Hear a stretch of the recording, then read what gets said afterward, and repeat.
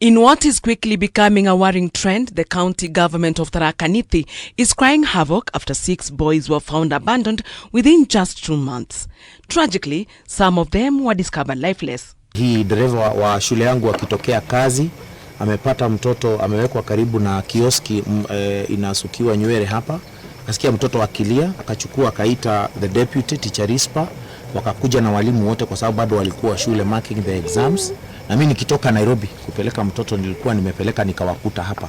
Ndio tukajadiliana vile tutafanya, tukaona tuite Sikeli atupatie advice na tunafurahi amekuja. Na nitasema tu kama yeye is very unfortunate kutupa kiumbe kama hiki.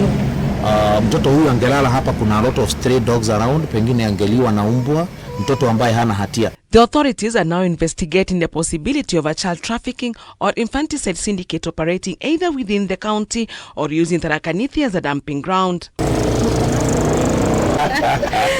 The county's Chief Officer for Children and Gender, Kelly Rugi Karimi, visited the latest scene in the company of county officials and police officers. Tumepata simu sasa hivi kutoka kwa matron wa Precious Bonanza akitueleza kwamba kuna mtoto ameachwa hapa, na tukaweza kuact very fast tukuja tuangalie mtoto. Na niko na concern kama chief officer ambaye amesimamia watoto hii mwezi na last month, this is the month of June and last month, tumekuwa na kesi 6 za watoto ambao wametupwa. She's demanding urgent investigations to uncover the truth behind the cases. She warned that failure to act may embolden those behind the acts. Tunauliza kindly kwa hao wengine ambao tumepata, because fortunately leo ndio tumepata ambaye yako hai. Hao wengine tumekuwa tukipata ambao already wameuliwa.